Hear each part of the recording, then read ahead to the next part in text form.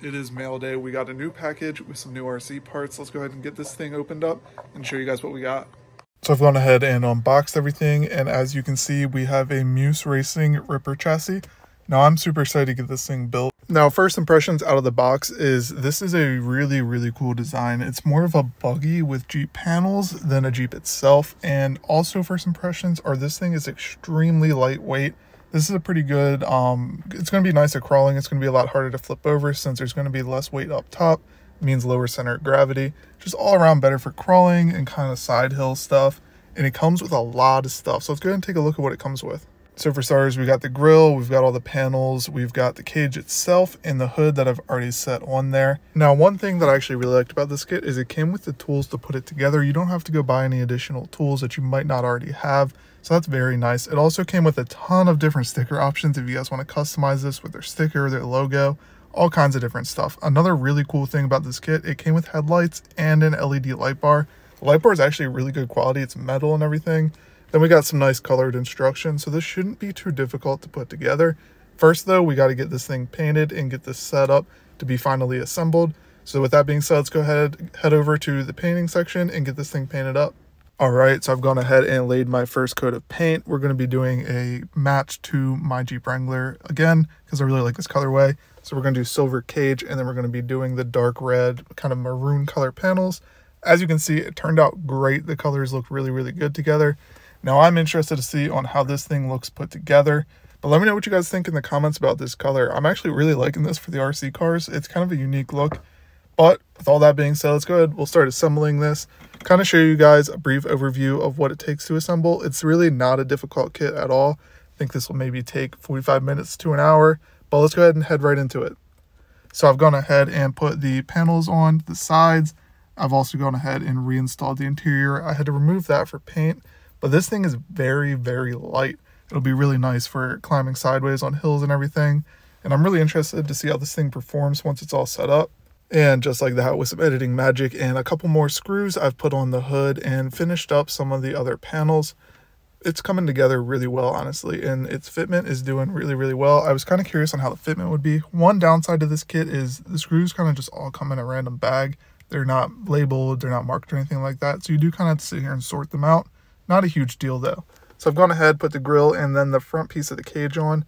This kind of finalized it. It looks really good now. Gone ahead and bolted up the light bar. Kind of looks really good as well. I'm kind of digging the light bar look. Let me know what you guys think. Do you like the light bar on this or not? I could always take it off and put it on a different build. Got to go ahead and install the headlights. I'll probably do that at the very end though, because I'm not really sure how I'm going to attach them. Alright, so now that the body is mostly put together, we got pretty much everything on here. We're going to go ahead and start working on the suspension. We got to install the middle cross member that all the links go to, and then a motor. I'm actually going to be running a Little Guy Racing Parts motor in this. I've been wanting to test this out for a while, but it's just been sitting around. Also got some Little Guy Racing Parts tires we'd be tossing on this thing.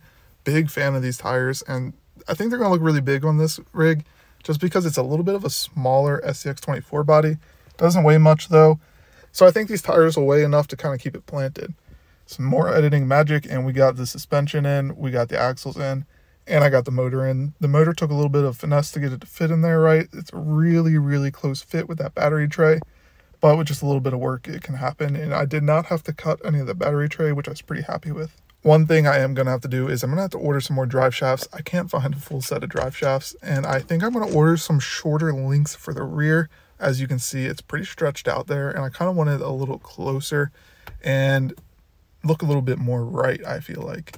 So I'm going to order some new links, and I'm going to order some new drive shafts. I also need some shocks for this thing, so comment down below your shock suggestions. I have a bunch of different ones, but none of them I really want to put on this, so I'm going to pick up a new set. We'll do a video on them, review them, test them, see how they hold up. I've got, I believe, 43 millimeters on both of these SCX24s, so maybe we'll try something different on this one. I'm not sure. Let me know down in the comments what you think.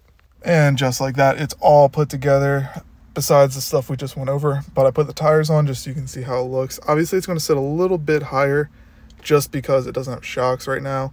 But with all that being said, I am super happy with how this turned out. I do think I'm going to pick up some smaller tires, though, that'll just look more scale correct.